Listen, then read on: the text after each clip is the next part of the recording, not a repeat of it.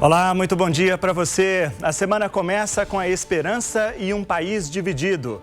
Parte defende a volta ao trabalho e outra parte a manutenção do isolamento social. Enquanto isso, os governos quebram a cabeça para tentar encontrar a fórmula que não cause um colapso nem na economia, nem na saúde. Enquanto isso, Uberlândia registra mais de 1.000 casos suspeitos de coronavírus e o país já rompe a casa dos 100 mortos pela doença. Existe vencedor nessa batalha? Quem está certo e quem está errado? Como o sistema de saúde se prepara para o ponto mais crítico da epidemia previsto por especialistas para a próxima semana? O Política Cruzada de hoje abre espaço mais uma vez para esclarecer você, cidadão, sobre esse inimigo invisível que, infelizmente, tem feito parte das nossas vidas todos os dias. Aqui no estúdio, eu converso com técnicos e especialistas. Claro, sempre respeitando as medidas de segurança estabelecidas pelas autoridades de saúde. De casa, participam comigo meus colegas apresentadores da TV Paranaíba. Mônica Cunha, do Manhã Total, Luciana Leite, do Cidade Alerta Minas e Alexandre Leal, do Jornal Paranaíba. Bom, daqui a pouco a gente vai conversar com eles e você que nos assiste de casa também pode participar conosco. Pelo Facebook do Política Cruzada, você envia a sua pergunta, dá a sua opinião aqui também em nossas discussões. Nós estamos ao vivo neste domingo, agora são 9 horas, mais 13 minutos desta manhã. E quem saiu de casa neste domingo, está trabalhando pouco também, é o coordenador da Rede de Urgência e Emergência da Prefeitura, da Secretaria Municipal de Saúde, Clauber Lourenço. Doutor Clauber, muito obrigado pela disposição do senhor em vir aqui hoje, num domingo, falar ao público de Uberlândia. Bom dia. Bom dia, obrigado pelo convite. É um momento importante em todo o país, todo mundo está vivendo esse drama, essa situação aí de insegurança. E eu acho que quanto mais a população estiver esclarecida, é sem dúvida nenhuma o melhor caminho nesse momento. Muito obrigado. Bom, então vamos atualizar agora os números do coronavírus aqui na região. Em Uberaba foi registrada a primeira morte suspeita pela doença. Trata-se de uma idosa de 68 anos que foi atendida na rede pública de saúde com tosse e dificuldade de respirar. Em Uberaba, são 52 casos suspeitos de coronavírus, 3 foram confirmados e 16 deram negativo. Em Patos de Minas, no Alto Paranaíba, 84 casos de coronavírus são investigados. Nenhum, até o momento, foi confirmado na cidade e 6 deram resultados negativos. Aqui em Uberlândia, o último boletim da Secretaria de Saúde aponta que o número de casos já passou de 1.000 este fim de semana. São 1.019 casos suspeitos da doença, 8 confirmados, 104 resultados negativos. 3 mortes estão sendo investigadas. Eram 4, mas uma deu negativo para o Covid-19. Neste momento, 37 pacientes estão internados em Uberlândia com suspeita da doença. São os números mais atualizados, mas esse número, né, Dr. Clauber, ele vem sendo mudado todos os dias com novos boletins que vocês estão divulgando. Eu queria começar falando desses internados, que eu acredito que o paciente, quando vai para o hospital, é porque a situação dele está mais grave, né? Nós temos mais de 1.000 suspeitos, mas desses 1.000, só 37 estão internados. Eu queria que o senhor explicasse para a gente quem é o suspeito de coronavírus e quem é o que é internado. Qual é essa diferença? Eu acho que aí temos uma situação interessante. Primeiro que a grande maioria dos pacientes, Danilo, vai ser pouco sintomáticos ou aquilo que a gente chama de oligossintomáticos ou até assintomáticos. Isso é a característica mesmo do vírus. Aqueles que apresentam sintomas, hoje no Brasil, estando numa situação de pandemia, quer dizer, espalhado por todo mundo, o Ministério foi muito claro. Pacientes com sintomas gripais, febre, tosse, que têm essas características hoje, você tem que suspeitar o Covid-19, é um caso de suspeição, até que você tenha um exame dizendo que sim ou que não. Porque o vírus hoje, o Ministério já considera de transmissão comunitária em todo o país. Em Uberlândia nós não temos essa evidência ainda, mas já foi considerado no Brasil todo. Essa pergunta ela é importante. Por quê? O que quebra o sistema de saúde? É exatamente a internação. O que nós temos no mundo hoje? Nós passamos de 600 mil casos no mundo. Nós temos 30 mil mortos, nós temos aí 170 mil casos, mais ou menos, que foram já resolvidos, que receberam alta, enfim, que tiveram sua resolução. Certo. Vamos fazer uma conta básica. 600 mil menos 200 mil, entre os mortos e aqueles que também já foram liberados. Eu tenho 400 mil pessoas que estão no hiato, ainda sem resposta. Estão onde? Nos hospitais. Estes casos confirmados, eles estão hospitalizados no mundo. Então, o que acontece? Por que o sistema de saúde não aguenta? Justamente porque eu tenho uma internação prolongada. A gente tem percebido com o Covid-19 que os casos positivos que estão em internação, eles ficam internados por um prazo longo. E isso, o que é um prazo longo? A gente tem, por exemplo, situações que passaram aí de 15 dias já. Certo. E a gente sabe, quem trabalha com UTI, e essa é uma área que eu atuo diretamente, a gente percebe que é a situação que é o seguinte: você interna um paciente com quadro viral, um quadro em que a imunidade deles já baixou. Ele está num quadro, muitas vezes, com problemas respiratórios, alguns serão entubados. E aí, esse paciente, posteriormente com aquele quadro, ele pega uma infecção bacteriana também. Então, quando você tem, a gente até diz que a UTI é o mal necessário. Você leva para a UTI e começam-se outros problemas. Aquele paciente começa a apresentar problemas renais e uma série de outras coisas. Então, além do Covid, você associa outras situações e essa internação se prolonga. Okay. Dos 37 casos de Uberlândia hoje, nós temos 17 pacientes em UTI. Então, você analisando que nós estamos em um momento em que todos sabem, falta-se leitos de UTI em todo o país, isso não é novidade para ninguém, para o infartado, para o AVC, para o acidente motociclístico. E essas doenças continuam acontecendo. Continua. Né? E aí você ainda tem agora uma doença que nesse momento de casos suspeitos eu tenho 17 leitos ocupados. Nesse momento em que nós ainda não estamos naquele pico esperado por todos os cientistas que estão estudiosos desse assunto, esperam para o Brasil, que esperam ainda daqui mais ou menos uns 10 dias, 8 a 10 dias, o pico maior. Sim. Então, nós estamos numa situação ainda de bastante cautela. Doutor Cláudio, desses pacientes internados, ou melhor, dos confirmados, são 8 casos confirmados em Uberlândia, quantos estão internados e quantos estão internados em UTIs? Tá, nós temos desses casos 2 internados em UTIs e 1 internado hospitalizado. Hospitalizado, isso. O que a gente tem percebido também?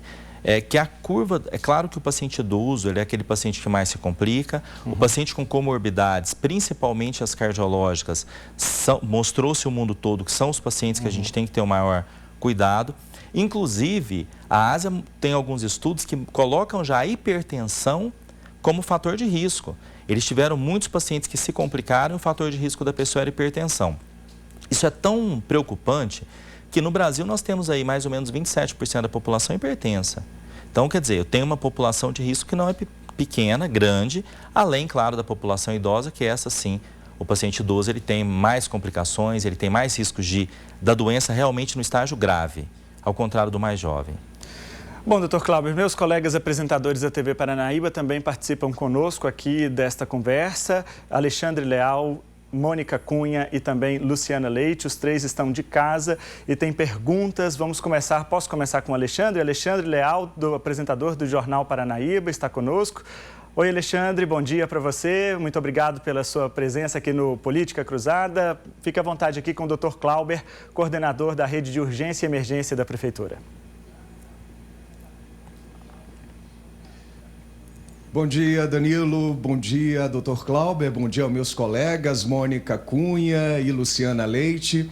Doutor Cláudio, a minha pergunta é a seguinte: como é que a pessoa pode saber que está curada do Covid? Alguém que tenha contraído o vírus, e como é que ela vai saber que ela está curada? Seria apenas com a extinção dos sintomas ou ela pode já ter tido os sintomas arrefeceram e ela ainda está com o vírus?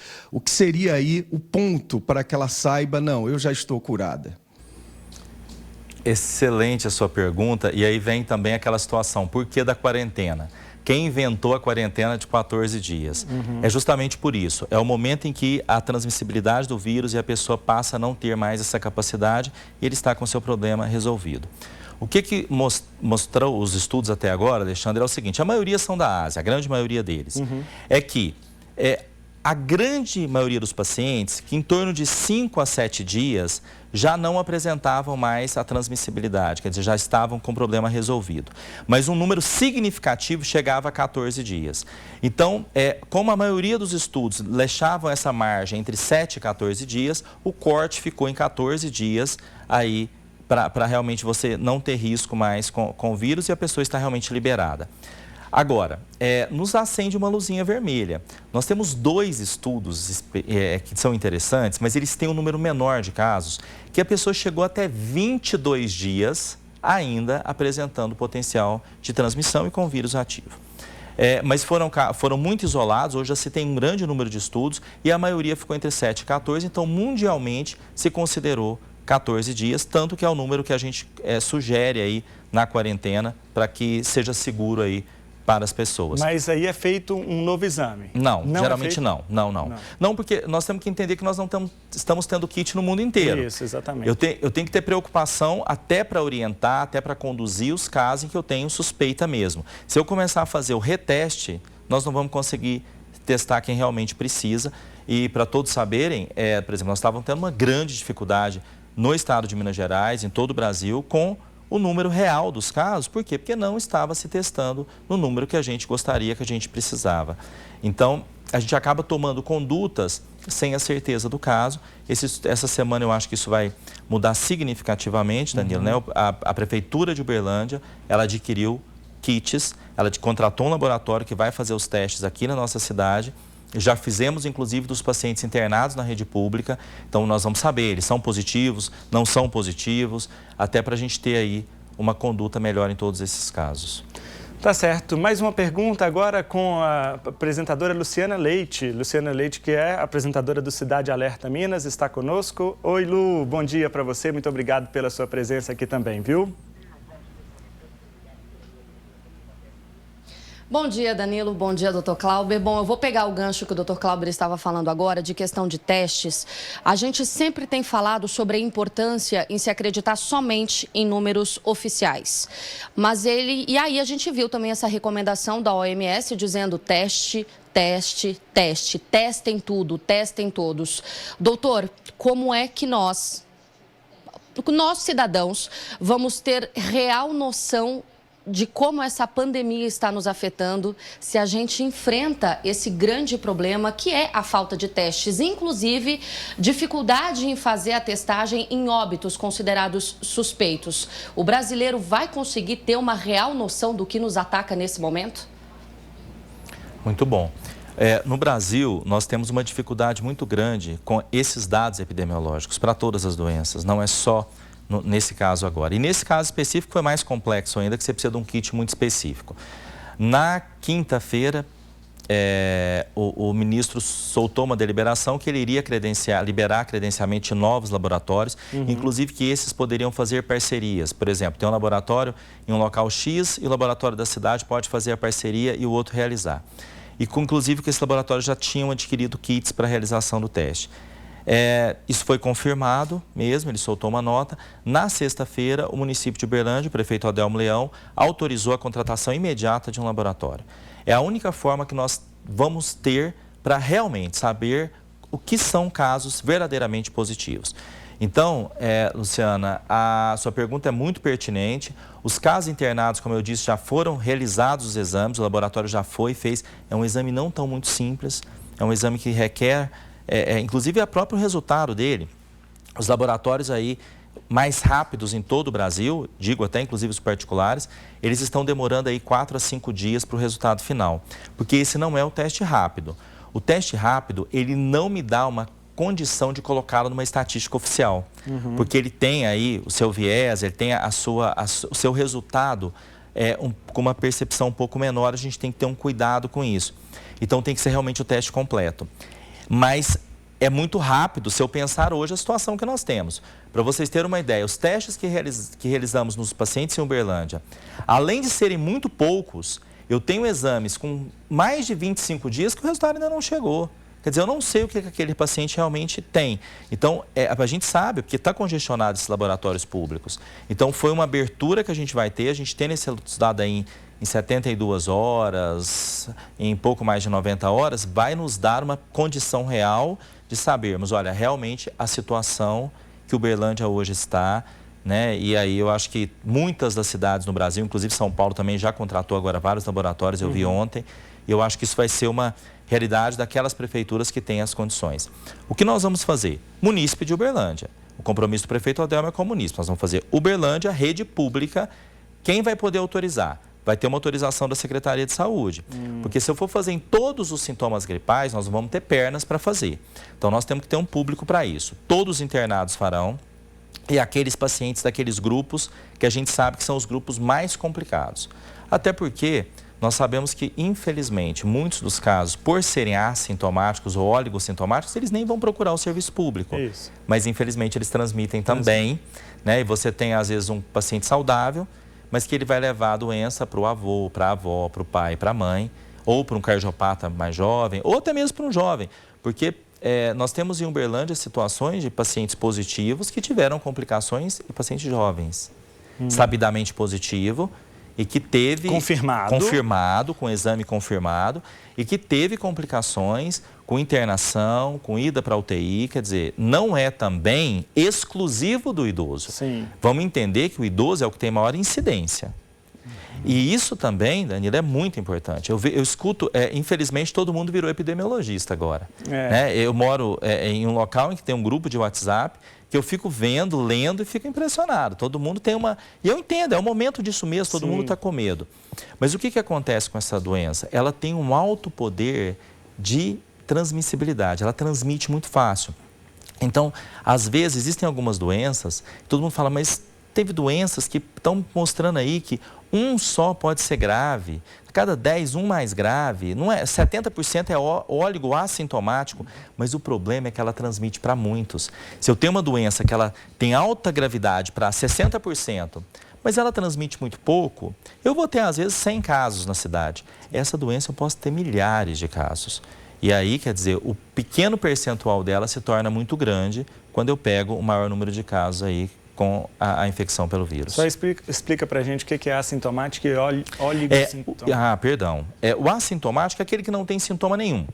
Ele vai passar pela doença sem sentir absolutamente nada, não perceber nada. O oligossintomático é aquele paciente que, por exemplo, tem um pouquinho de dor no corpo, um pouquinho de mal-estar, mas nada que leve ele nem a pensar que pode estar com isso. Ele, às vezes, até associa isso ao cansaço do momento, ao estresse do dia. E ele, até porque... Uma coisa interessante, acaba que a gente começa a ler todos os estudos, dessa área eu tenho que estar lendo tudo. Eu tenho percebido que um dos sintomas gripais que chama muita atenção em todos nós é a rinorreia, que é o nariz escorrendo. E isso não acontece em um número tão expressivo de casos. Isso é uma coisa interessante, porque é algo que chama atenção. O que mais tem apresentado é a tosse e a febre. São realmente sintomas mais prevalentes aí de quem tem sintoma. Em um recorte que foi feito pela Secretaria de Saúde, apresentou para a gente que o maior número de pacientes que estão na UTI tem entre 18 e 59 anos, se não me engano. Né? É a meia-idade, são jovens, etc. Estão na UTI. Se estão na UTI, é porque a situação é mais grave. Agora, o senhor relata que teve um paciente jovem que teve complicações. Quais são as complicações do coronavírus? O que leva a... Esse caso está muito grave mesmo. O que o paciente normalmente apresenta? O problema é o desconforto respiratório. A parte dificuldade de respirar. Isso, a dificuldade em respirar, levando isso piorando progressivamente. E esse paciente pode chegar, inclusive, a ser entubado, que é quando ele precisa de um aparelho para manter sua respiração funcionante. Esse seria o estágio mais grave. Agora, a gente já tem outras complicações, a doença é muito nova. Gente, Covid-19, o 19 é justamente porque chegou em 2019, em dezembro de 2019, para ser mais exato. Então, quer dizer, é uma doença em que nós estamos ainda acompanhando, mas já se tem, Danilo, hoje, complicações com arritmias, alterações cardíacas importantes, inclusive a miocardite, tem sido apresentado em alguns casos, mas de imediato, para aquele paciente ponto imediato, é o quadro respiratório, insuficiência respiratória, levando a complicações, necessidade de oxigênio suplementar e, em casos mais graves, até a necessidade do aparelho, que é um problema mundial, a falta desse equipamento mundial, que se chama respirador, para quem trabalha em UTI, é um equipamento que é individual. eu posso usar em um único paciente. Enquanto ele está na UTI precisando, eu não uso em mais ninguém. Quer dizer, eu não tenho opção. Se eu tenho aí 10 numa UTI, chego 12 pacientes precisando, eu tenho para 10. Isso aconteceu em todos os países com essa problemática. Isso aconteceu na Itália agora. Eu vi um relato, inclusive, do prefeito aí de Roma falando isso, que está com uma situação que ele não tem mais condições de atender com respirador. E aí uma situação importante. O leito de enfermaria ele é importante, claro, mas principalmente o leito de UTI. O leito de UTI é um divisor de águas. O leito de enfermaria não tem respirador. O leito de enfermaria, em geral, não tem. Não tem. Ele é um paciente que eu tiro ele da UTI e dele. É claro que em situações emergenciais você coloca um respirador na enfermaria, se você tiver. Mas o problema hoje está sendo o contrário. Eu não estou tendo a condição de ter a quantidade. Eu digo, país, mundo todo, não está tendo essa condição. E aí é um problema muito grave. Quantos são os respiradores que nós temos em Uberlândia hoje? O senhor tem essa conta de cabeça? Disponíveis, funcionando? Então, aí é uma situação complexa. Por quê? Entenda o seguinte, eu tenho respiradores, mas eles estão em uso. Eu tenho os pacientes que estão na UTI, necessitando dos respiradores, né? Tanto que agora o prefeito Adelmo está abrindo um hospital aí numa situação emergencial. Isso. Por conta principalmente dos leitos de UTI desse hospital. Porque hoje a problemática é a UTI. Então, de imediato, Uberlândia aumenta a sua capacidade em 20 leitos de UTI. Se eu pensar que o serviço público da cidade, o Hospital Municipal, ele tem 40 leitos, 10 de neonatologia, mas 40 leitos de adulto. O Hospital de Clínicas também. Eu estou falando de mais ou menos aí 80 leitos da rede pública. Eu vou aumentar imediatamente 20 leitos, quer dizer, eu aumento aí nossa capacidade em 25%. É significativo. Claro. Destes leitos, nós vamos ter uma média aí de 14 respiradores já disponíveis. Opa, é muito significativo também. No Hospital Municipal, nós estamos fazendo toda uma força-tarefa. Existiam alguns equipamentos que estavam com defeito. Nós contratamos imediatamente o conserto de todos eles, já estão nos entregando esses aparelhos. Ainda não estamos utilizando, felizmente, mas esperando para uma situação que pode se complicar. Sim. Então, a ideia é não deixar nenhum equipamento estragado. A universidade recebeu também, inclusive, um apoio do Ministério Público. Está também fazendo a mesma situação nos deles de lá. Eu não sei qual a situação que está, mas sei que já está também realizando isso. E os do hospital que vai se abrir, está também, todos eles sendo revisados, porque eram equipamentos que estavam parados há muito tempo. Além de compras emergenciais que foram solicitadas. Agora, as compras têm sido difíceis, porque as indústrias não estão conseguindo entregar, porque o mundo inteiro está comprando desde dezembro também, né? A China e tudo mais. O município tem uma compra até um pouco antes já solicitada, mas que até o momento a gente não tem previsão de entrega. A gente viu aí, né, nessa semana, o próprio presidente dos Estados Unidos, Donald Trump, determinou que a General Motors faça fabrique os respiradores lá, porque nos Estados Unidos tem essa prerrogativa do governo determinar que as empresas fabriquem o que o país está precisando, né? Então foi uma alternativa dele. Vamos chamar a Mônica agora? Chamar a Mônica Cunha nessa conversa, ela também está conosco, apresentadora do Manhã Total. Oi, Mônica, bom dia para você, viu? Muito obrigado por estar aqui conosco. Bom dia, Danilo. Bom dia, doutor Cláuber. A você que está em casa acompanhando aqui o Política Cruzada. Eu quero agradecer, Danilo, essa oportunidade, porque desde que começou o programa eu estou ouvindo esses esclarecimentos do doutor Cláuber tão importantes não só para Uberlândia, mas também para toda a região. A minha pergunta, até baseada nas conversas que eu tenho com o público do Manhã Total e com as pessoas assim que me demandam também, porque são muitas dúvidas, não é? A doença é nova, então para todos nós, assim, ainda gera muitos pontos de interrogação e também muitas dúvidas. A minha pergunta é o seguinte, doutor Cláuber. A pessoa percebeu que tem os sintomas característicos muito bem explicados, a gente tem informado isso sempre. Percebeu as características de que pode ser o coronavírus. Ela se mantém em casa, com os cuidados básicos e o isolamento também dentro de casa, correto?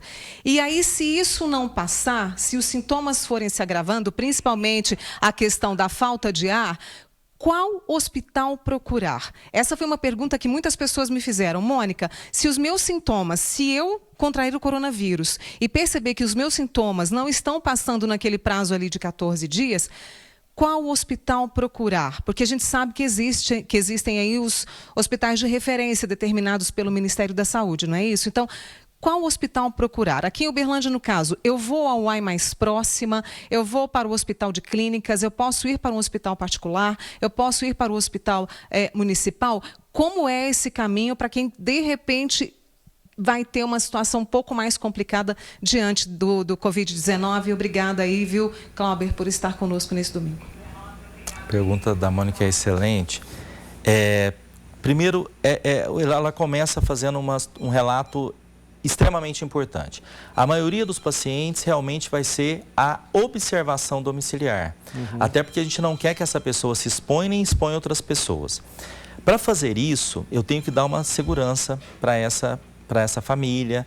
Então, nós disponibilizamos, até para um tira-dúvidas agora, uma equipe, porque o que acontece? Muitos dos ambulatórios, eu tenho médicos que têm mais de 60 anos, eu tenho médicas gestantes, eu tenho médicos com comorbidades que não podem estar na linha de frente de atendimento. Vendo isso e vendo a situação geral do que está acontecendo no mundo, o prefeito Adelmo e o secretário de Saúde tiveram a ideia de abrir um serviço de atendimento, um serviço de telemedicina, formalizado com médicos. Então, esse serviço foi criado, você esteve lá com a gente no lançamento, ele está sendo ampliado, nós iniciamos para teste, a gente até iria lançá-lo na segunda-feira, mas nós achamos importante o lançamento primeiro, já na sexta, até para a gente fazer ajustes nessa ferramenta. Na segunda-feira ele terá um número robusto de médicos aí fazendo esse atendimento, para que a população consiga ter um acesso e tirar as suas dúvidas, aquele que está em casa. Será que o meu sintoma eu devo procurar uma unidade? Qual unidade eu devo procurar? Esse sintoma, ele está piorando? Será que é o que eu devo fazer? E outra, eu fui diagnosticado como caso suspeito, mas eu estou em dúvida. Eu piorei isso, eu piorei aquilo, eu vou voltar ao serviço de saúde? Essa é a função exata desse serviço, e todas as pessoas que entrarem terão acesso ao médico. Isso a gente teve cuidado. Na árvore do projeto, alguns sistemas você bloqueia e a partir do momento ele te dá só uma informação. Esse não. Esse todos chegam ao médico. Onde procurar, Mônica? As UBSs, UBSFs, elas estão não funcionando para consultas convencionais, mas estão com equipes para o atendimento das pessoas ali ao seu redor. Até para a gente não congestionar um único ponto. Porque quando eu falo hospital de referência, eu estou falando para o envio do paciente grave. Aí sim eu tenho que ter, por exemplo, na rede pública, nós estamos montando um hospital para ele ser referência para isso. Porque eu vou concentrar os EPIs, que é os equipamentos de proteção individual ali, eu vou concentrar equipes extras ali. E claro que se ele sobrecarregar, ele vai para os outros também, não é isso. Mas eu tenho que ter uma referência na cidade para os casos graves. Mas todas as UBSFs e PSFs estão funcionando, Danilo. Todas as UAIs também têm condição. Inclusive, a gente percebe uma diminuição dos casos de outras procuras. Quer dizer, a gente fica feliz porque facilita que as pessoas tenham acesso. E aí, é um momento de não aglomerar. Se é momento de não aglomerar, eu cheguei até, a gente no primeiro momento pensamos assim, vamos nomear uma UAI, algumas UBSFs como referência. Quer dizer, eu estou fazendo o contrário, eu estou aglomerando. E a gente vai aprendendo com os erros. Vendo o que os outros países fizeram, quem aglomerou teve mais casos. Então, realmente é manter toda a rede aberta, todos os serviços para que as pessoas tenham acesso. Ela pode, aquele que tem o seu convênio, os hospitais privados estão também qualificados e prontos para atender. Eles passaram por um treinamento também pela vigilância epidemiológica, inclusive fazem as suas coletas. A rede pública com as UBSFs, os PSFs, as UAIs, quer dizer, ele tem toda a rede hoje funcionante. Nós temos mais de 74 aí, pontos abertos para que toda a população busque, falo somente da rede pública, além da Universidade Federal de Uberlândia também, que é um setor federal que também está aberto para isso. Tá certo. Daqui a pouco os meus colegas voltam lá de casa, tem mais perguntas para você, doutor Clauber, e também as pessoas aqui estão no Facebook perguntando. Aliás, a gente vai falar ainda dessa consulta virtual, vai falar mais dos testes, vai falar do Hospital Santa Catarina, mas agora a gente tem um recado importante do Triângulo da Sorte para você. Comunicado Capemisa Capitalização. Caro cliente, o momento atual é de união, cuidado coletivo e responsabilidade. Em razão disto, o Triângulo da Sorte, seguindo rigorosamente as recomendações da OMS e das autoridades contra a disseminação do Covid-19, adota a medida de suspender temporariamente os sorteios referente ao título de capitalização Triângulo da Sorte da modalidade Filantropia Premiável. Triângulo da Sorte. Unidos venceremos. Olha, na sexta-feira, a Prefeitura de Uberlândia anunciou 2 novidades para enfrentar o Covid-19. Um médico virtual, onde as pessoas podem fazer consultas pelo WhatsApp e evitar as unidades de saúde, e a contratação de um laboratório aqui da cidade para agilizar os resultados de exames. Vamos acompanhar na reportagem. Com a pandemia de coronavírus, tudo gera dúvida. Até mesmo para mim, muitas dúvidas. Eu tenho uma menininha de 2 aninhos, ela gripou, eu já desesperei, só dela ter gripado. Alguns sintomas do Covid-19 são muito parecidos com os de uma gripe. A orientação é para evitar o serviço de saúde, se não houver falta de ar e febre alta. Mas também ninguém fica totalmente seguro. A Prefeitura de Uberlândia lançou uma ferramenta para ajudar essas pessoas. É o médico virtual. A consulta será feita pelo WhatsApp. O cidadão liga e conversa primeiro com um robô. Em seguida, é direcionado para o médico. Esses profissionais vão estar direcionando de forma correta o usuário até as unidades de saúde. Os casos leves podem permanecer em casa, serão orientados em relação ao isolamento domiciliar e, em caso de sinais de alertas, a procura a unidade ou a UAI. E os casos moderados serão encaminhados à unidade de atenção primária, e os casos que os pacientes têm dispneia serão encaminhados diretamente às UAIs. É bem simples. Quando você chamar o atendimento, serão disponíveis 6 opções. 3 exclusivas para o Covid: informações, consulta virtual e dados atualizados. Se for consulta, digita o número 5.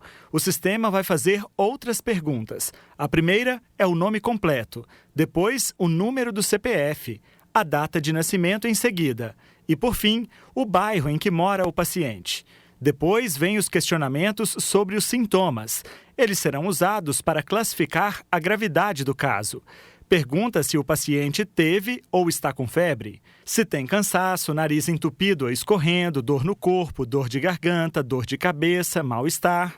E, por fim, se teve ou está com falta de ar. A partir daí, o atendimento passa a ser feito por um médico que estará trabalhando de casa. O médico pode atender ao mesmo tempo até 3 usuários. Tá? Mas a demanda que ele vai atender é o que for possível nesse período. Pode ter pacientes com mais dúvidas em relação ao quadro clínico e o médico vai estar disponível para responder. O serviço vai funcionar de segunda a sexta em horário comercial. Os 10 médicos responsáveis pelo atendimento foram afastados do trabalho nas unidades de saúde por estarem no grupo de risco para o coronavírus. A Prefeitura também anunciou a contratação de um laboratório aqui de Uberlândia para agilizar o diagnóstico da doença. O contrato prevê a realização de 2.000 testes e os resultados podem sair em 2 dias. Isso ajuda a definir o tratamento que deve ser dado a cada caso. Primeiro, os testes serão realizados em pacientes que estão em internação hospitalar, suspeitos de Covid-19. Os exames serão feitos pelo laboratório Check-up Medicina e Diagnóstico, que é aprovado pela Anvisa. O prefeito disse que a medida vai ajudar o município na tomada de decisões. Eu contratei um laboratório aprovado pela Anvisa, que vai fazer exames de acordo com a equipe médica da Secretaria de Saúde e das unidades de saúde. Os pedidos serão feitos somente através dos médicos. Nós estamos prontos até 2.000 coletas, que nós temos que ter informação correta e para a gente possa tomar as providências. Então, acho que a melhor maneira é essa: disponibilizar um laboratório que vai prestar informações aos senhores médicos e médicas para que os atendimentos sejam compatíveis com o estado do doente. Um diagnóstico mais rápido pode auxiliar as autoridades, por exemplo, a traçar perfis dos doentes e até mesmo tentar rastrear a forma de contágio. Isso pode servir para rever ou adotar novas medidas de prevenção. O funcionamento do comércio é uma delas, mas o prefeito disse que, por enquanto, não deve mudar nada por aqui. Olha, veja bem, ninguém quer impedir nenhum comércio de trabalhar, não, mas nós temos primeiro de salvar a vida. Vamos deixar bem claro isso aí. As recomendações que a prefeitura faz são através de resultados técnicos e de pessoas especialistas na área, infectologistas, médicos. O prefeito não fala nada da vontade pessoal dele. Ele está recomendando à população. E todas as informações que nós temos, que o quadro da semana que vem piora e muito. Se quiserem nos ouvir, nós estamos tentando salvar a vida e fazer o melhor que nós podemos fazer. Estamos montando uma estrutura nova de um novo hospital, estamos trabalhando para poder entregar até o final da próxima semana essa nova unidade e tudo aquilo que for possível da prefeitura fazer, ele vai fazer. Agora, precisa da contribuição da nossa população. Essa é a determinação. Pois é. Por falar em contribuição da população, o que teve de registro no sistema Copom da Polícia Militar esse fim de semana com perturbação do sossego não está no gibi. A galera passou o fim de semana fazendo festa, gente irresponsável, mas enfim, vamos continuar aqui. Dr. Clauber, sobre o WhatsApp o médico virtual, o Flávio Muniz está aqui no Facebook falando assim: o aplicativo Consulta Covid não funciona. Nós recebemos muitas ligações porque o serviço começou na sexta-feira, na tarde de sexta-feira, e o telefone da TV Paranaíba não parou de tocar um só minuto porque as pessoas não conseguiam o atendimento. Teve um determinado momento que a fila estava com 150, 170 pessoas aguardando para serem atendidas pelo WhatsApp, pelo médico virtual. O que aconteceu? Esperado, né? Como todo serviço novo, existe um momento aí de ajuste. Nós, inclusive, o prefeito teve o cuidado de lançá-lo já no dia que apresentou para vocês da imprensa, justamente para termos o tempo hábil para os ajustes necessários. Como era apenas um período da tarde da sexta-feira, nós precisávamos fazer ajustes. Por mais que você lance um serviço, a gente sabe que a hora que ele realmente vai para funcionamento, alguns problemas terão. Inclusive o número de médicos. Nós tínhamos um número de médicos já recrutados, mas que esse número aumentou significativamente. Então, na segunda-feira, nós vamos ter uma realidade bem melhor, inclusive de manhã, com o número de médicos bem significativos. Que número é esse? Significativo? Para vocês entenderem, hoje, por exemplo, um pronto atendimento de um hospital público, ele tem em média 3, 4 clínicos, e aí eu digo para uma UAI, atendendo de porta aberta. Na sexta-feira à tarde, o aplicativo contava com 2 médicos. Não era um número pequeno, mas a gente entendia que a demanda virtual ela é bem maior. Apesar que eu consigo atender simultaneamente mais de um paciente, porque até que ele responde, eu tenho pacientes mais idosos que demoram a responder. Na segunda-feira de manhã, eu já tenho 8 médicos já escalados para o atendimento, quer dizer, eu quadrupliquei já o quadro. Tá? Para o período da tarde, nós temos 4 médicos, eu dobrei já o 4, quer dizer, e isso nós já estamos vendo porque existem outros colegas que estavam em horários em que ele não está usando a carga horária toda dele. Nós já estamos recrutando essas pessoas, porque nós entendemos que esse é um caminho muito importante. Evitar o aglomerado, evitar que as pessoas se aglomerem é uma função não só para as pessoas dos comércios, dos bares, mas também do próprio serviço público, né? O próprio atendimento da saúde. Então, é isso que a gente quer fazer. Então, na segunda-feira, nós vamos ter uma realidade bem melhor. Nós estamos monitorando isso em tempo real. Pra você ter uma ideia, chegou um momento da tarde que estava muito complicado. Eu, pessoalmente, entrei para fazer alguns atendimentos para tentar desafogar, mas era sabido, a gente esperava isso, tanto que a gente fez o lançamento na sexta e já abriu o que seria na segunda-feira, mas para a gente já não deixar nenhuma aresta aí, segunda-feira realmente, amanhã a gente está funcionando então, amanhã plenamente. Já vai ter mais gente. Sem dúvida. Bom, com relação aos testes que você já comentou aqui, a gente viu na reportagem também, esse laboratório de Uberlândia que foi contratado, isso vai servir para a prefeitura também poder monitorar até mesmo o contágio da doença? Eu quero dizer o seguinte, olha, será que é possível a gente confirmar mais casos no setor sul da cidade, do setor oeste? Isso também está sendo cogitado? Ou a forma como que a gente sabe que quando o paciente chega na Secretaria de Saúde, na unidade de saúde, ele responde a uma série de perguntas, o perfil, onde passou, com quem veio, de onde veio, com quem conviveu, essas coisas todas. Apesar de a gente estar nessa condição de transmissão comunitária, ainda é possível alguma estratégia para barrar o contágio que não seja tão somente mandar as pessoas ficarem em casa? O mundo inteiro já sabe que o isolamento social é o que realmente funcionou. Danilo, eu ter o resultado do exame me ajuda muito. Primeiro, se eu tenho um resultado sabidamente positivo, aquele contato direto, a chance dele ter se contaminado é grande, porque hoje já tem estudos mostrando que em superfície, inclusive em aço inoxidável, alguns estudos mostraram que o vírus estava sobrevivendo até por 72 horas. É muito significativo. No ar, já tem um estudo que saiu do New England, que não é um dos mais respeitados indexadores da saúde mundial, que mostra que ele está circulando por até 3 horas. Quer dizer, não é uma situação tão simples. Achei muito interessante, eu vi até um Instagram de um chefe de cozinha aqui da nossa cidade, que ele tem descendência italiana, muito respeitado, e que ele fala da preocupação das cozinhas italianas, porque eles têm muito ácido inoxidável na cozinha, e que lá virou uma situação preocupante, e que ele estava, inclusive, orientando seus colegas aqui da cidade. Achei o vídeo dele muito interessante, acabei assistindo, e de muita utilidade. Então, o que nós temos no atual panorama é que isso vai ajudar, sem dúvida nenhuma. Algumas cidades que não fizeram isolamento social, elas tiveram complicações, eu estou dizendo a nível mundial, que é onde a coisa já está alastrada.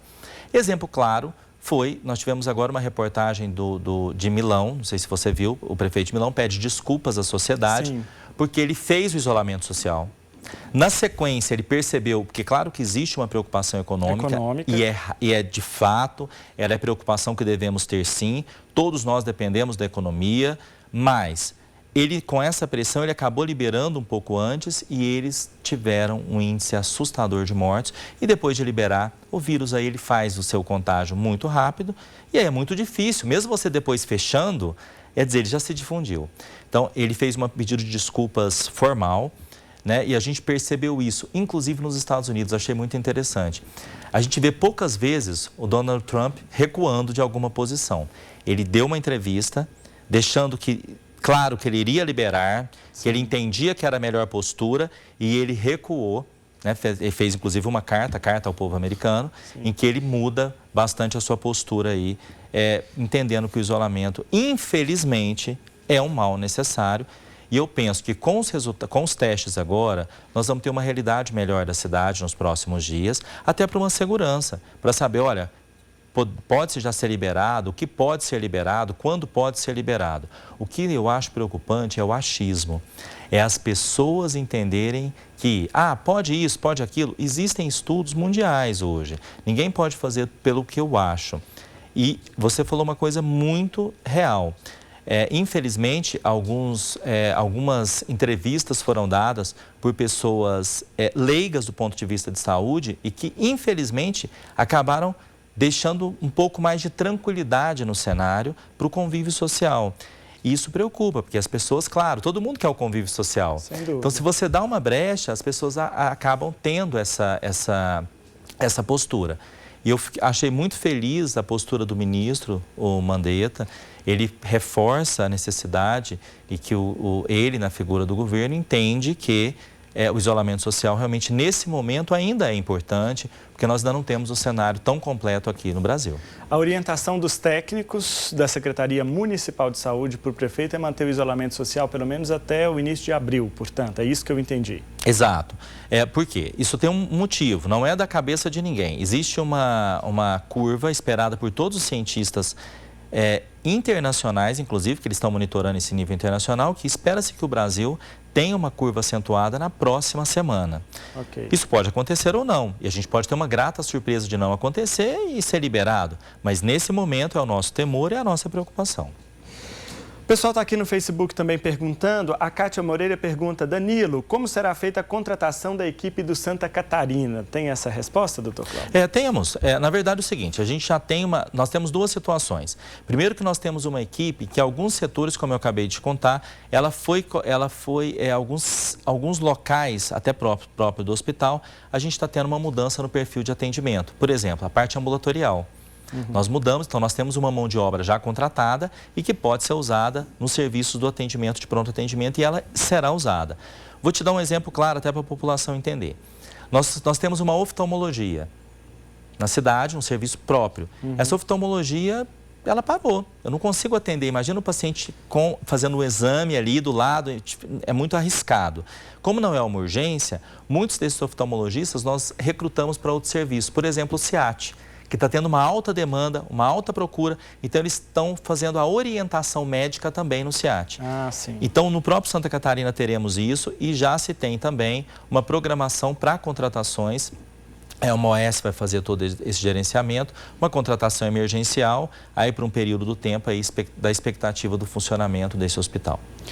Dr. Clauber, a Consuelia Rodrigues diz que as UBSFs, o atendimento está suspenso, com médico e também enfermeira, que só está atendendo para vacinação. O que você tem a dizer, então? Ele falou agora há pouco das UBSFs, né? As pessoas estão lá, mas o atendimento, consultas, está suspenso por enquanto. É isso mesmo? Somente para casos emergenciais está funcionando. Para casos em que existe a suspeita de um quadro gripal, sim, aí a equipe está atendendo. Os demais casos é realmente referenciado de urgência, é uma determinação, inclusive, ministerial. Sim. Por quê? Infelizmente, se a gente abre, todo mundo conhece as unidades de qualquer atendimento ambulatorial. Você concentra ali 20, 30 pessoas em um espaço muito pequeno, isso tanto público quanto privado. Você expõe as pessoas muito ao risco. Então, vacinas funcionantes, inclusive com uma vacinação agora em massa em casa, não sei se você viu o trabalho que a gente fez, Sim. o drive-thru da vacina, em que as pessoas levavam o paciente ali dentro do carro e nem saía do carro. E também a vacinação em casa. Nós vacinamos, só para a população ter uma ideia, a vacina iniciaria oficialmente na segunda-feira, mas a Secretaria de Saúde já tinha um cadastro dos idosos frágeis, que são idosos acamados, idosos cardiopatas graves. No sábado, nós já tínhamos recebido, na sexta, já iniciamos a vacina no sábado anterior, para que as pessoas recebessem em casa. Isso foi uma determinação do prefeito Adelmo, porque é o grupo mais frágil, é o grupo que morre mais facilmente com o Covid. Então, e a vacina não pega o Covid, não é isso. Mas eu tenho que entender que nós temos outras doenças também graves e existe associação das doenças. Você pega uma, não significa que você não possa pegar a outra. Então, é uma prevenção e aí, por ter esse cuidado, a gente acabou fazendo esse serviço muito mais rápido. Tá certo. Pergunta agora, cadê? Da Fran? Não. Da Lúcia Messias, que ela já está perguntando aqui há algum tempo. Doutor Clauber, como fica a situação das pessoas com consulta marcada? Tem muita gente esperando para pegar resultado de exames e receitas médicas. Nós vamos fazer depois um reagendamento. Isso nós temos... o que acontece, Lúcia, é o seguinte. Não dá para a gente ainda fazer uma programação, porque nós não sabemos qual vai ser esse tempo. Nós temos uma estimativa de um tempo, aí inicialmente, até início de abril, mas nós não temos a real situação de como isso acontecerá na nossa cidade e no Brasil. Então, vai depender desse tempo de fechamento. Nós temos hoje uma estrutura já fazendo toda a programação de todas as consultas canceladas e nós vamos ter que sim fazer uma força-tarefa, um mutirão para que regularize isso e que a população não seja prejudicada. Agora, eu queria muito que a população entendesse, não é a população nesse momento prejudicada. Nós estamos protegendo a população. A determinação desse fechamento que o prefeito Adelmo, o secretário de Saúde, fez é para que as pessoas não se aglomerem e não se contaminem com uma situação que pode levá-la à morte. Muitas dessas pessoas que estão aguardando são idosas, muitas delas. Sim. Então, nós temos que proteger. E aí, quando sim tivermos a condição de abrir, faremos uma força-tarefa para regularizar aqueles que estavam marcados e que não foram atendidos. Assim como as próprias cirurgias. Sim. As cirurgias eletivas estão suspensas. Nós já estamos estudando um outro horário, um hospital municipal, para que a gente regularize aquilo que infelizmente não pôde ser feito por segurança. Vai passar, gente. É só ter um pouquinho mais de paciência. Vai passar. Se Deus quiser, vai passar. A Cláudia da Mata Rezende pergunta, Hospital Santa Terezinha e Hospital São Francisco também podem ser reabertos? Lá nós temos esses dois hospitais. Santa Terezinha é aonde? Ele fica no centro ali da cidade. Descendo ali, né? Já lembrei qual Ele tem uma estrutura muito mais antiga. Ele tem uma estrutura em que a parte física estrutural precisaria de uma grande mobilização. E outra, eu não tenho leitos de UTI com capacidade imediata de atendimento. A escolha, até inclusive uma situação mais imediata, era para um local em que eu tivesse a UTI em condições e não é condições de abertura, porque não tinha-se condições. Para a população ter uma ideia, o prefeito Adelmo determinou, lá tem equipe 24 horas, desde o dia da determinação dele, trabalhando diuturnamente para que o hospital consiga reabrir brevemente.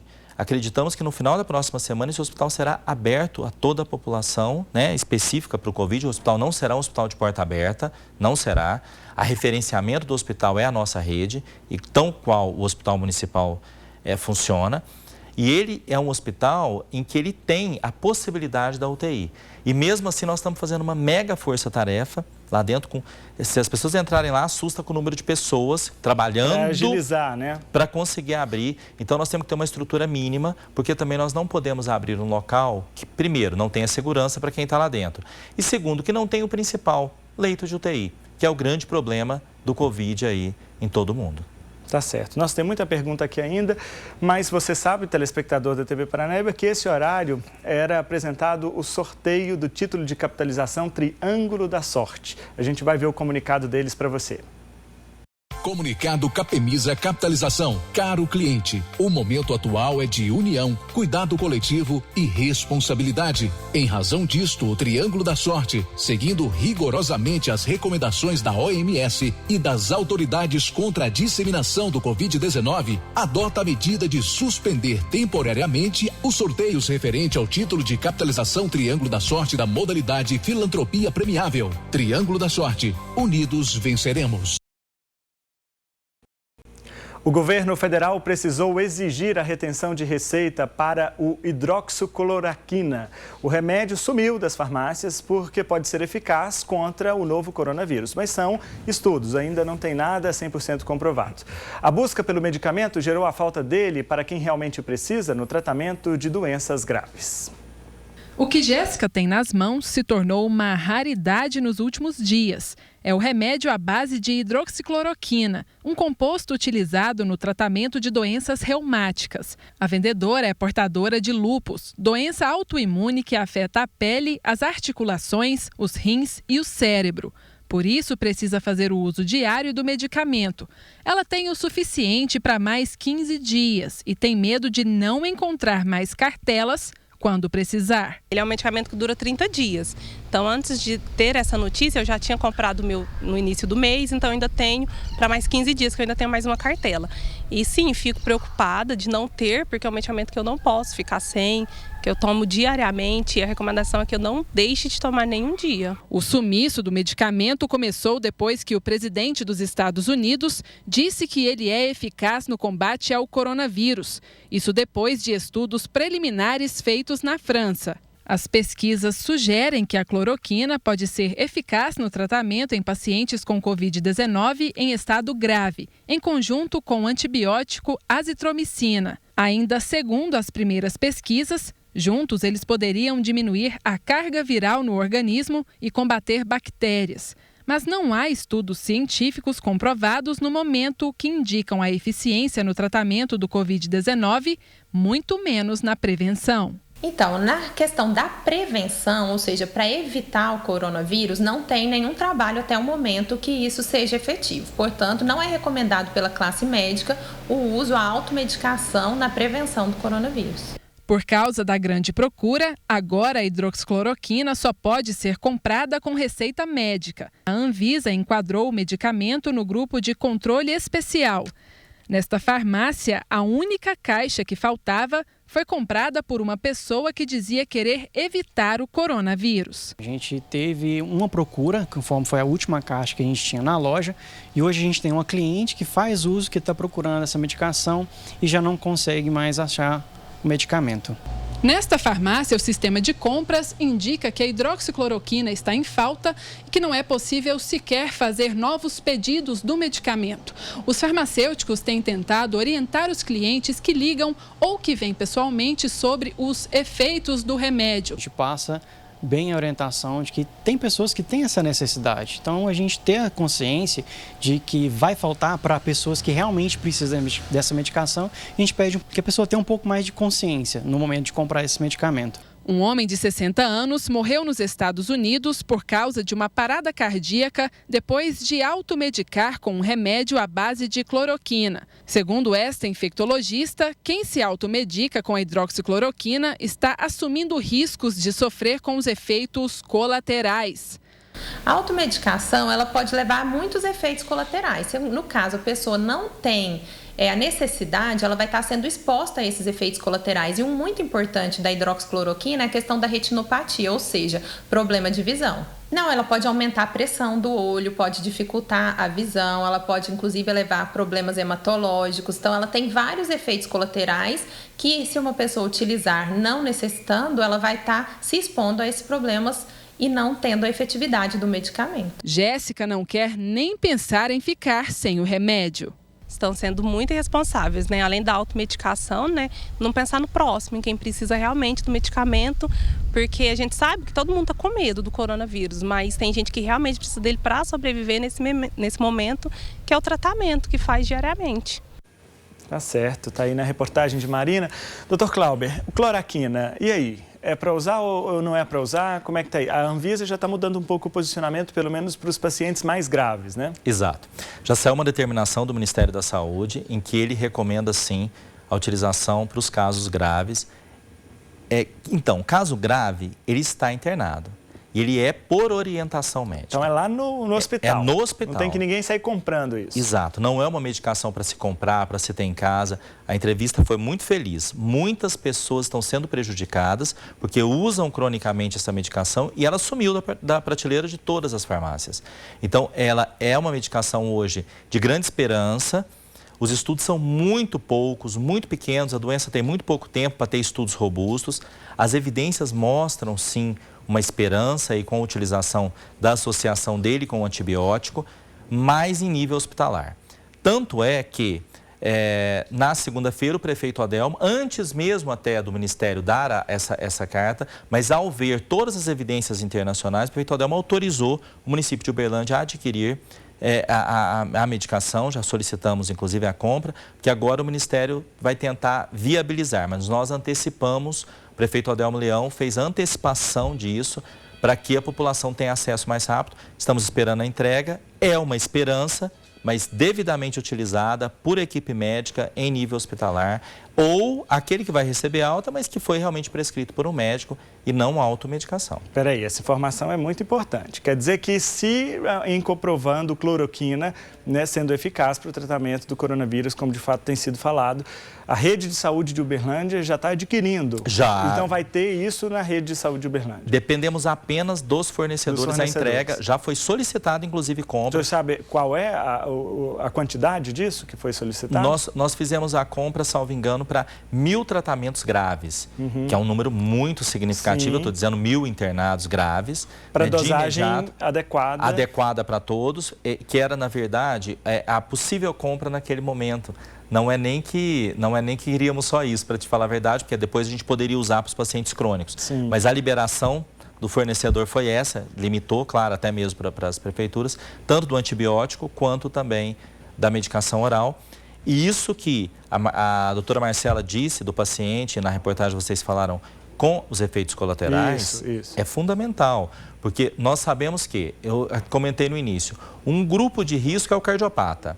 Uma das alterações da hidroxicloroquina se chama alargamento de QT, que é uma alteração que leva a arritmias malignas, inclusive paradas cardíacas. Quer dizer, eu tenho que ter muita segurança para usar a medicação, deve ser prescrita sempre por um médico. Tá certo. Vamos a mais uma rodada, então, dos nossos colegas apresentadores. Você, Alexandre Leal, fica à vontade aqui para perguntar para o Dr. Clauber Lourenço.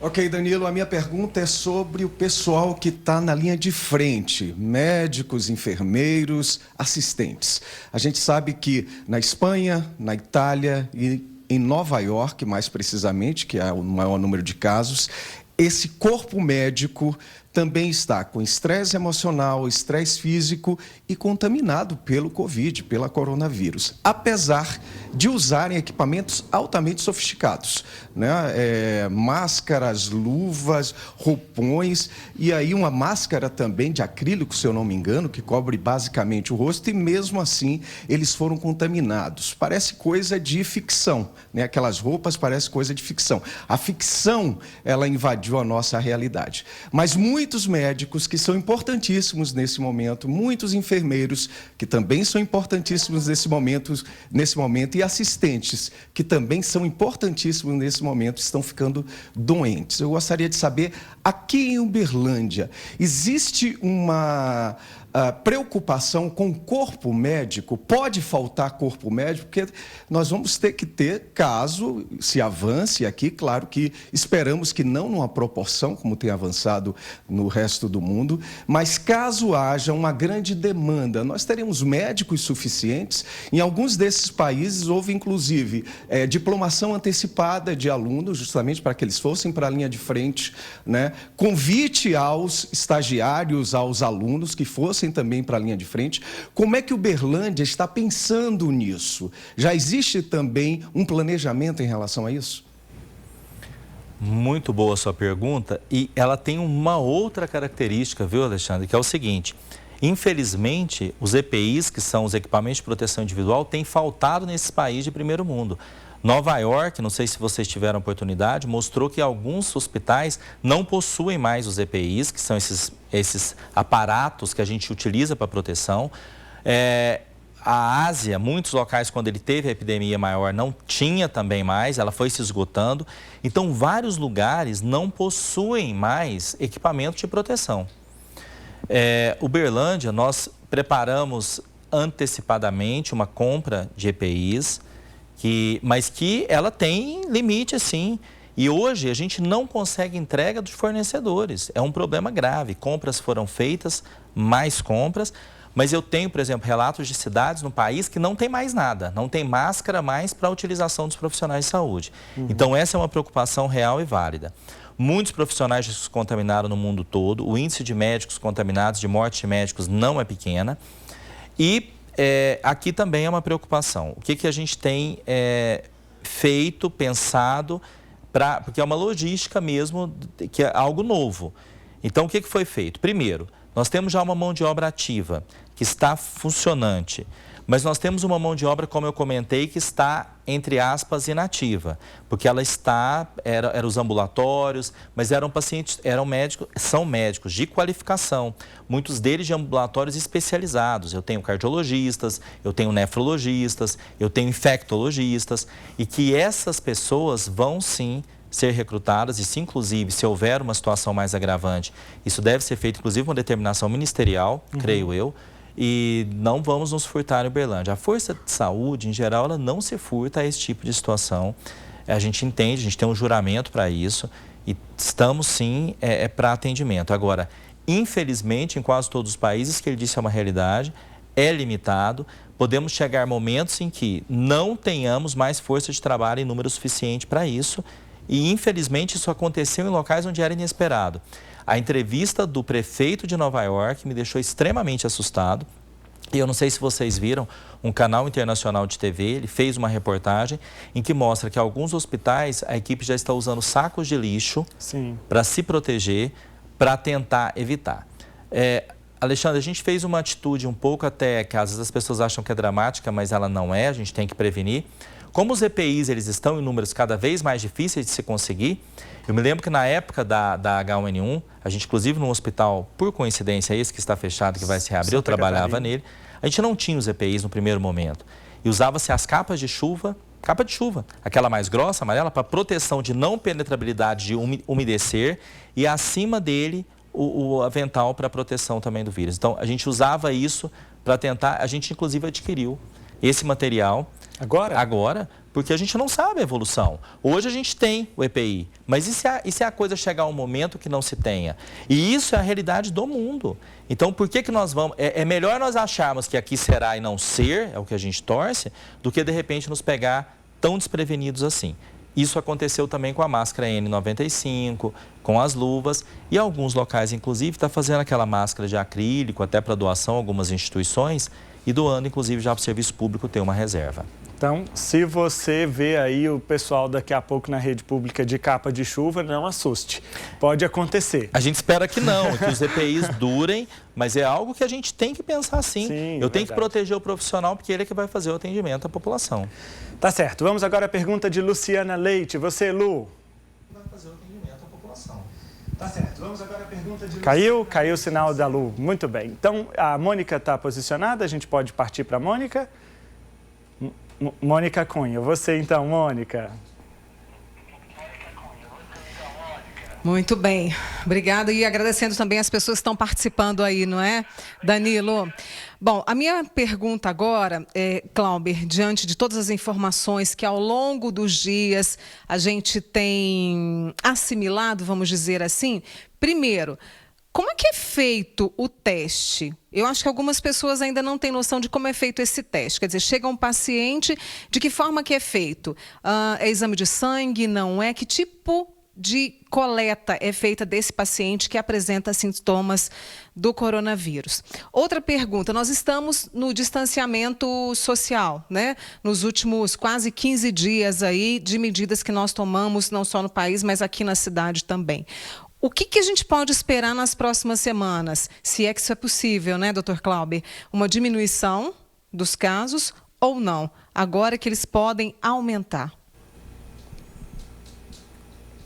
Tá certo, obrigado, Mônica. Olha, Mônica, a expectativa internacional é que o Brasil tenha o maior número de casos em torno do dia 6 de abril. Esse número é mágico, digamos assim, para as grandes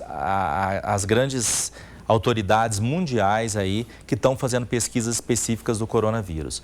Tanto que já existe esse número, é difundido, né, nacionalmente, todo mundo tem ouvido.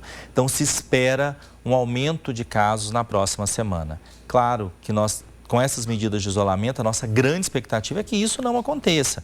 Mas a realidade é dessa possibilidade aí, e é a expectativa de todos os grandes centros estudiosos do mundo inteiro para o Brasil como um todo. E tanto é que todas as cidades têm se preparado para esse momento. Uberlândia se preparou. Inclusive, é extremamente importante isso. O prefeito Adelmo fez a convocação do comitê, muito antes desse comitê oficial, com tantas pessoas, agora são 22 membros.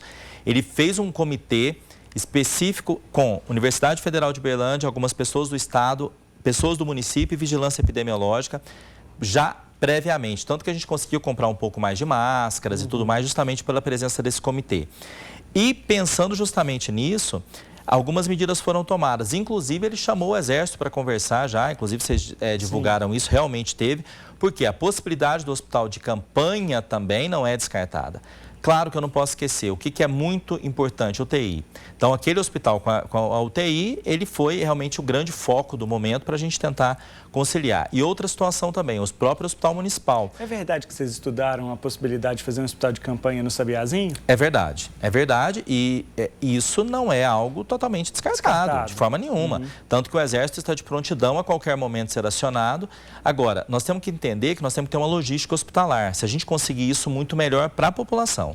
Então, nós temos a logística de lá e outra. O Hospital Municipal suspendeu suas cirurgias eletivas, exceto cirurgias oncológicas e a cirurgia cardíaca. Então, nós estamos liberando uma série de alas do hospital para receber justamente também pacientes nessa situação, porque nós temos que ter o plano B, o plano C, o plano D. E, infelizmente, é uma situação de pandemia mesmo e que a gente tem que estar preparado. Esperamos não acontecer o pior, mas se acontecer, a gente tem que estar com a situação pelo menos um pouco mais preparada. E eu vou dizer mais, nenhum país do mundo estava preparado. Ninguém está preparado totalmente, porque é um vírus de alta transmissibilidade, é um vírus que transmite muito rápido e ninguém está totalmente preparado, até porque no início da nossa conversa eu comentei, o tempo de internação é muito longo. Eu uso por muito tempo esse leito. Eu não posso dar alta para um paciente se ele não estiver bem. Então, quer dizer, isso vai inchando o serviço a um ponto em que falta leito, com toda certeza. E a outra pergunta é que o kit é amplo, ele faz tanto coleta sanguínea como a coleta do suave, inclusive suave nasal ele faz. O que é o suave? É uma espécie de um cotonetezinho em que ele passa nas mucosas, que é o nariz, boca, para coletar material. Né? Então, ele é um teste um pouco mais amplo, em que ele faz, por isso que ele demora também um pouco mais de tempo para sair o resultado. Tá bom, o contato com a Luciana foi restabelecido, então você, Lu, pois não, pode fazer a sua pergunta.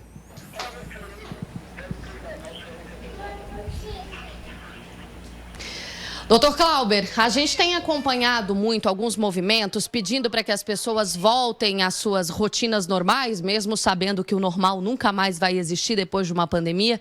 Eu tô aqui, no conforto da minha casa, nesse domingo, deitada não, né? Sentada no meu sofá, que é meu lugar preferido na minha casa, mas infelizmente muitas pessoas não têm essa possibilidade. E a gente tem acompanhado também um esforço muito grande de vários órgãos aqui da cidade, várias instituições que se uniram para fazer uma fiscalização, mas também um trabalho muito importante de orientação e conscientização.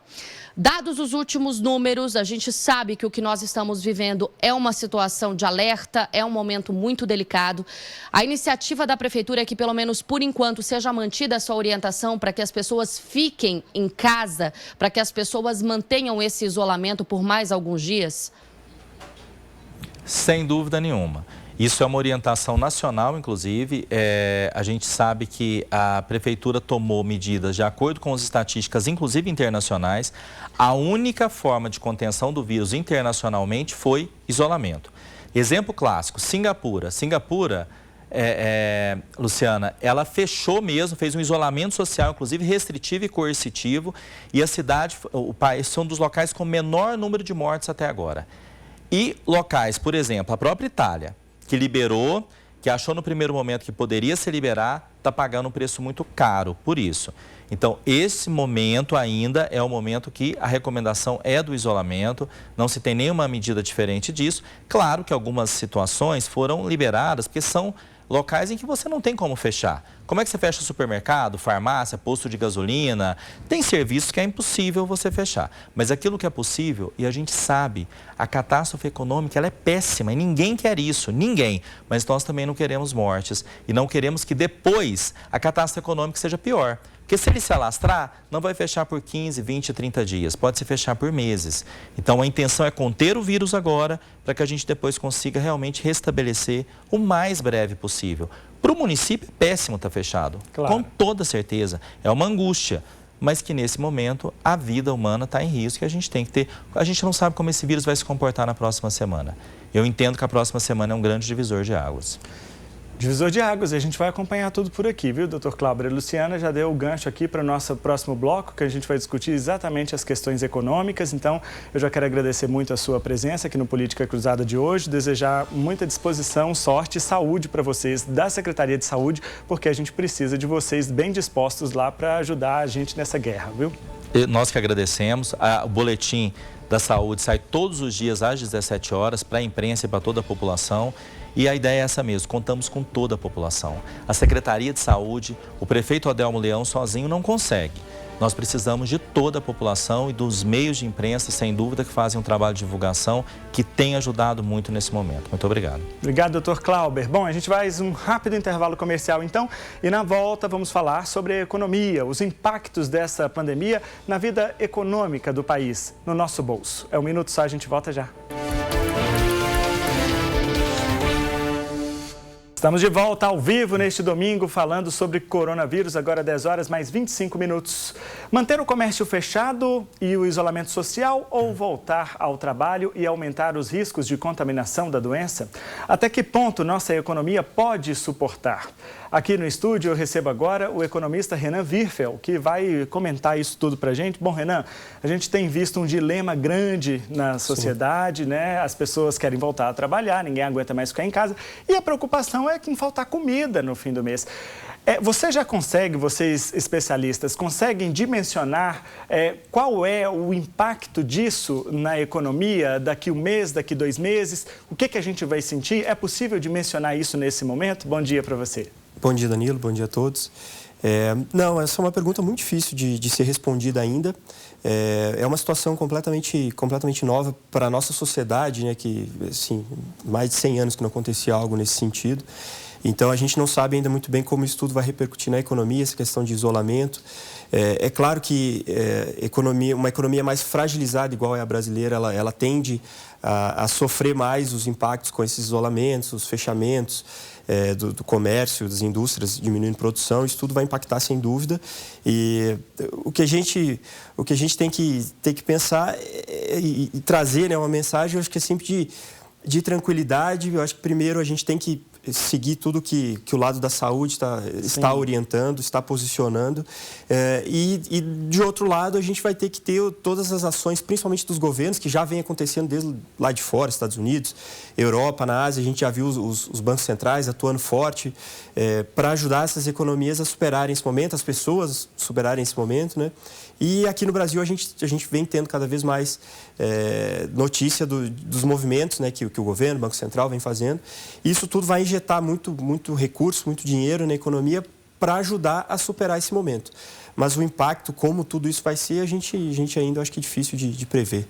Nós vimos uma sinalização boa terminando a semana, até disse isso aqui no jornalismo da TV Paranaíba, o Corona Voucher, Corona Vale, como foi chamado, né? Aquela ajuda de R$600 aos autônomos, que, claro, sem dúvida, os que vão sofrer mais nesse primeiro momento.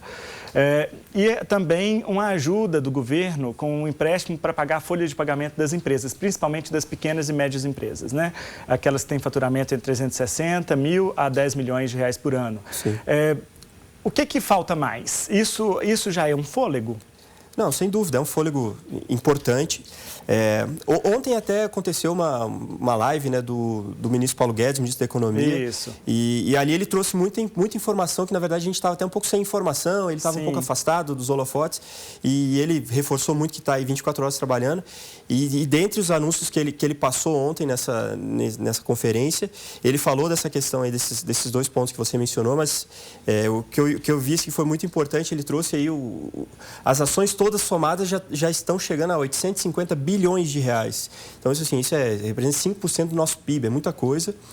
Então, assim, é um movimento importante, é um movimento que a gente fala na economia de liquidez, trazer liquidez ao mercado, dar dinheiro às pessoas, esse voucher aí, esse benefício aí de R$600 por 3 meses que as pessoas vão ter direito. E ele reforçou muito ontem que na verdade, assim, eles não vão fazer muito filtro de quem é a pessoa, eles estão priorizando botar as pessoas para dentro, dar o recurso e depois vão ver se tiver que tirar, se a pessoa não tinha direito. Até porque isso não está nem claro ainda, né? Como vai ser a distribuição disso. Ao longo dessa semana ficou prometido até o final de semana ficar tudo claro das ações. Mas a preocupação, e aí eu acho que é bem interessante, no sentido de dar liquidez para as empresas, de dar a liquidez não somente aos bancos, porque os bancos acabam não repassando tudo para a ponta, a gente acaba não sentindo no dia a dia das pessoas. E isso foi muito frisado ontem, essas questões fiscais, né, de impostos, que vão ser isso aí, tudo chega direto no empresário. E vão ter linhas de crédito agora que vão entrar forte, vão ter antecipações de 13º dos idosos. Então, assim, tem muita coisa acontecendo e isso tudo é para dar liquidez na economia, para ajudar as pessoas a superarem esse momento. Porque, sem dúvida, assim, e aí é aquela balança que a gente tem que pensar. A gente tem que ter tranquilidade, tem que trazer a tranquilidade às pessoas, para os empresários. Por mais que seja difícil, as pessoas têm que ter a noção de que tem que controlar o seu gasto, aquilo que ela está gastando, as empresas estão gastando, porque é aquela coisa, a gente não sabe em que momento as empresas vão voltar a faturar como faturavam antes, as pessoas vão ganhar o dinheiro que elas ganhavam antes. Isso está tudo nebuloso. Então, assim, as pessoas têm que ter a consciência de que poupar o máximo possível nesse momento, controlar os seus gastos para poder superar esse momento, contar com essa ajuda do governo que já está acontecendo e vai vir com mais força ainda. E aí retomar a vida logo ali na frente com calma e buscando essas oportunidades todas, né? Se Deus quiser, né?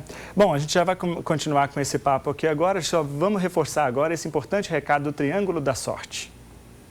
Comunicado Capemisa Capitalização. Caro cliente, o momento atual é de união, cuidado coletivo e responsabilidade. Em razão disto, o Triângulo da Sorte, seguindo rigorosamente as recomendações da OMS e das autoridades contra a disseminação do Covid-19, adota a medida de suspender temporariamente os sorteios referente ao título de capitalização Triângulo da Sorte da modalidade Filantropia Premiável. Triângulo da Sorte. Unidos venceremos. Olha, nesta semana o pronunciamento feito pelo presidente da República, Jair Bolsonaro, dividiu ainda mais o país. Ele defendeu o fim do isolamento e a volta ao trabalho, na contramão do que dizem os especialistas do próprio Ministério da Saúde. A fala do presidente desencadeou uma série de manifestações pelo Brasil. Gente pedindo a reabertura do comércio. O setor empresarial e lideranças políticas também reagiram.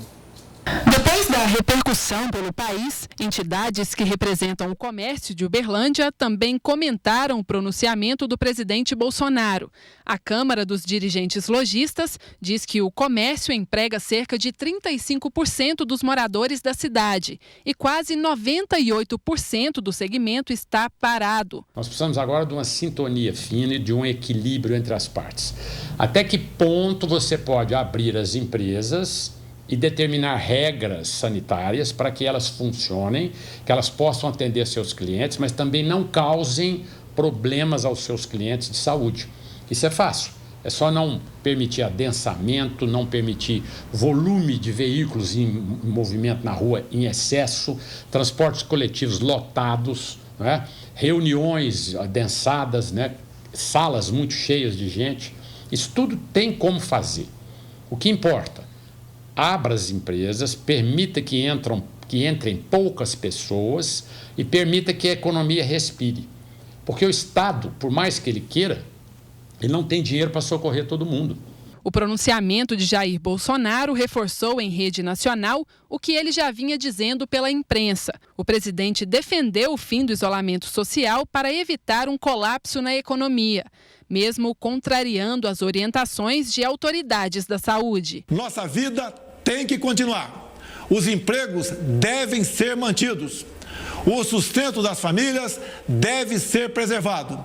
Devemos, sim, voltar à normalidade. A Associação Comercial e Industrial de Uberlândia disse que vai entrar em contato com as autoridades municipais e estaduais, sugerindo o retorno do comércio a partir do dia 6 de abril, desde que os empresários adotem medidas de prevenção, como limpeza e alternar horários de trabalho para evitar aglomerações em ônibus e nos estabelecimentos.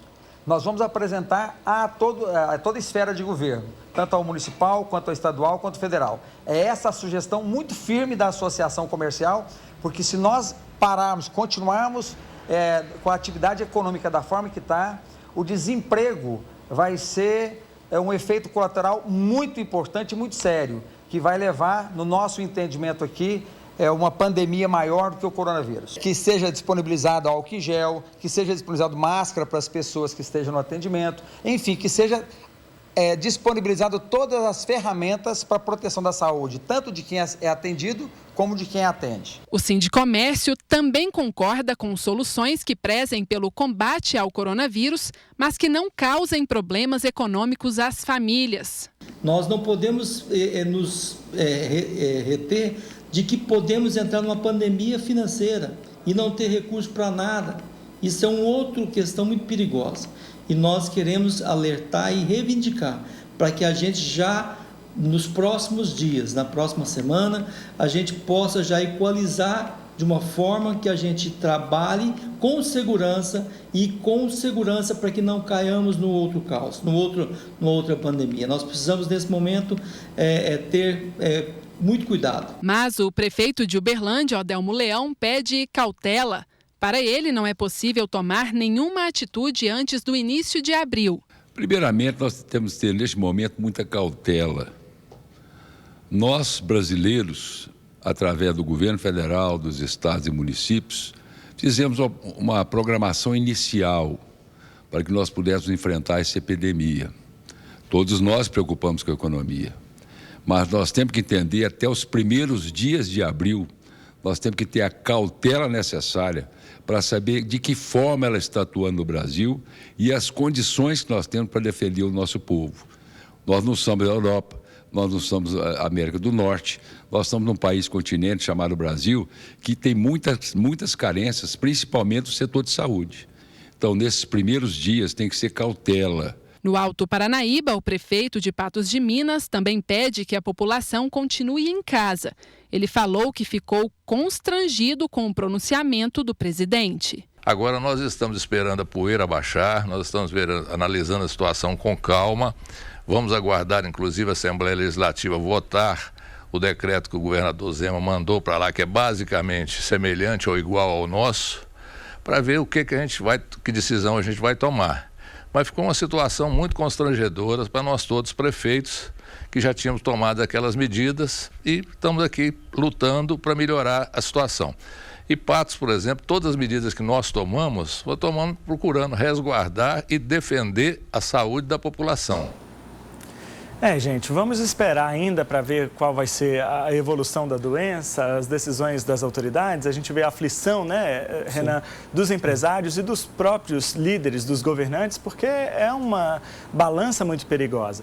Agora, a gente viu aí, você comentou agora há pouco, pronunciamentos que foi feito, as declarações foram feitas pelo ministro da Economia, Paulo Guedes, ontem, e há uma sinalização do governo, pelo menos, que nessa semana, novas decisões, novas medidas para poder atenuar o problema da economia devem ser divulgadas. Porque nesse momento, entendo eu queria a sua opinião sobre isso, a mão do Estado é muito importante para poder manter a sobrevivência dessas empresas, né? A gente tem, claro, consciência de que a economia parada, a gente anda pelo centro de Uberlândia, é uma coisa assim estarrecedora. Sim. Andar pelo centro de Uberlândia numa segunda-feira e ver aquelas portas todas fechadas como se fosse um feriado que durou a semana toda. Sim. Então há uma aflição muito grande, mas a mão do Estado agora é o responsável, é o mais importante para isso. Sim. Na verdade, eu gosto de ter uma linha de pensamento assim, que a gente tem que entender que é uma responsabilidade de todos. Uhum. Igual o ministro falou ontem, na verdade, a economia brasileira, mas a economia mundial como um todo foi atingida por um meteoro, igual foi o termo que ele utilizou ontem. Porque ninguém esperava que isso fosse acontecer e ninguém estava preparado. E aí, se a gente comparar economias, né, nós, por vivermos num país aí que não é dos mais desenvolvidos do mundo em questão de economia, as pessoas não têm uma poupança, não têm um resguardo maior, que diferente que outros países têm uma condição de ter um recurso guardado para um momento desse, uma situação emergencial como essa, para superar um momento desses. Aqui a gente não tem. Então, aí a gente depende ainda mais da ajuda dos governos em todas as esferas, para poder superar esse momento, né? E na verdade, a gente está tendo essa sinalização, que é importante, mas aí, voltando àquilo que eu estava falando, é importante sempre a conscientização de todos. A gente não pode esperar que só o governo resolva o nosso problema sozinho. Então, é aquilo que eu disse, quanto mais as pessoas tiverem a consciência, conseguirem tratar com seus recursos da melhor maneira possível, se a gente está vivendo esse momento de isolamento agora, respeitar o máximo possível esse isolamento, até o momento que a gente tenha uma sinalização dos governantes de que a gente deva voltar à vida, respeitar o máximo possível esse isolamento, que isso vai ajudar a gente a superar mais rapidamente esse momento. Então, tudo isso é importante. A gente não pode jogar todo esse momento e esperar que vai ser resolvido por terceiros. Eu acho que essa parte da gente ter a consciência com os nossos recursos, do nosso dinheiro, isso tudo acho que é muito importante nesse momento. Renan, o presidente da Câmara dos Deputados, o deputado Rodrigo Maia, chegou a cogitar, em uma declaração dada em Brasília nesta semana, a possibilidade de imprimir moeda para tentar resolver esse problema aqui do país. Você acha que é uma saída possível ou o risco da inflação é pior? Não, eu não acho que esse seja o caminho, nem foi vinculado isso pela parte do pessoal do Ministério da Economia. Do governo não, o governo nem cogitou. Isso aí é uma solução, assim, na verdade, muita gente tem essa dúvida, né? Por que a gente não vai lá e imprime mais dinheiro? Na verdade, é aí que você acaba aumentando a quantidade de recurso na economia, teoricamente tu aumenta a demanda e vai chegar num ponto que vai aumentar a inflação. A gente vive um momento que a inflação está super controlada e com esse momento de recessão econômica que a gente vai viver aí até o final desse ano, pelo menos, a expectativa com uma recessão, a inflação ela fique controlada porque as pessoas vão estar passando por uma crise, vão ter menos dinheiro, vão ter menos condição de consumir e demandar produtos. Então, teoricamente, os preços vão estar controlados.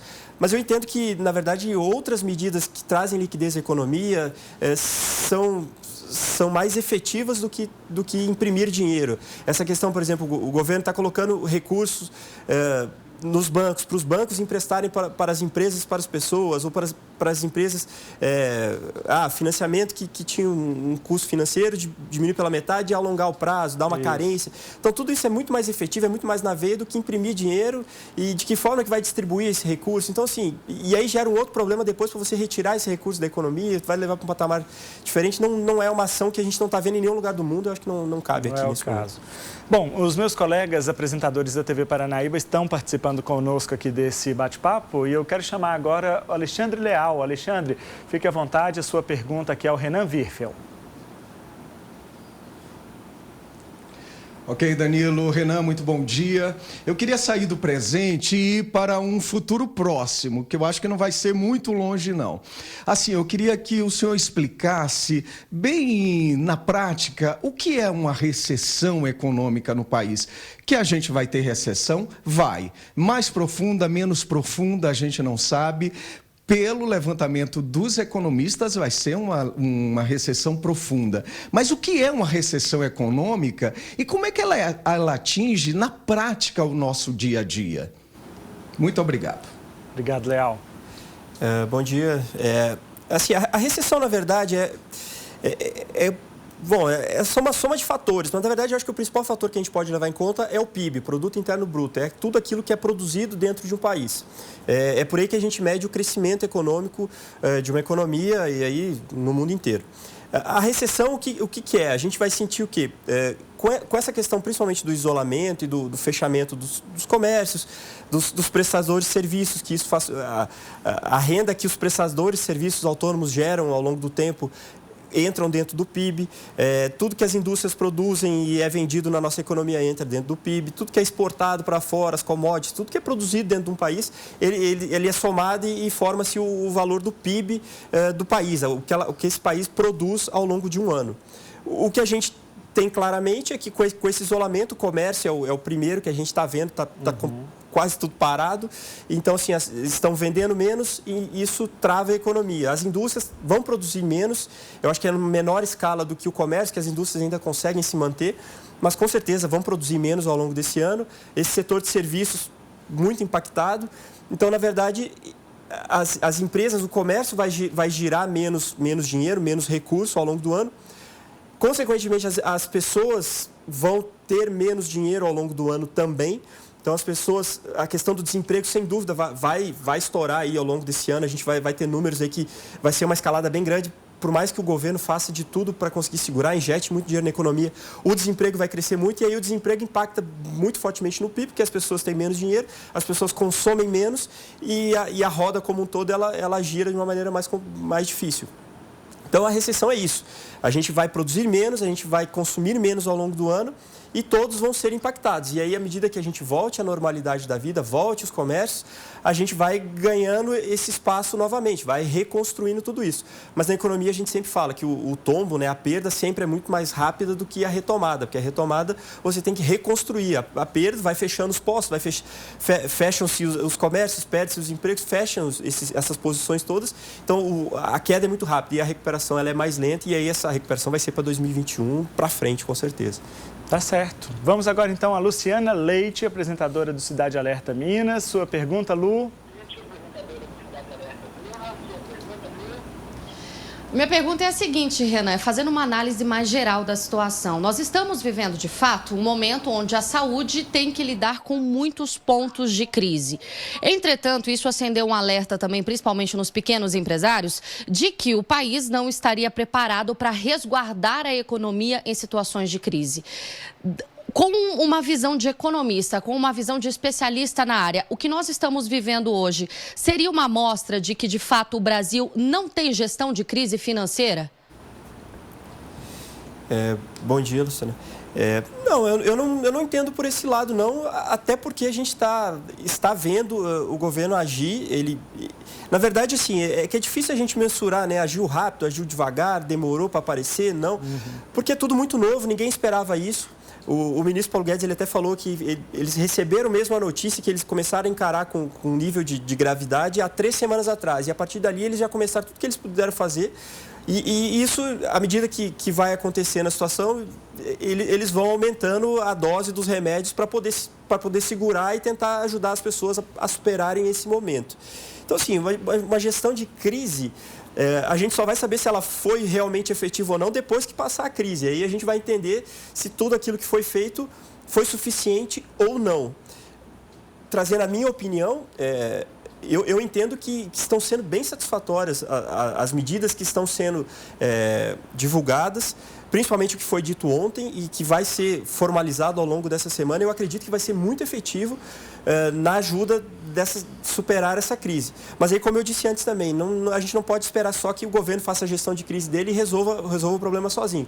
As pessoas vão ter que entender, vão ter que se se controlar, ter racionalidade nesse momento, tranquilidade, não se desesperar, para junto com, somada todas as ações, reconstruir todos os pilares aí da economia e a gente superar essa crise o mais breve possível. Beleza, agora Mônica Cunha, você, Mônica, sua pergunta ao Renan Wirfel.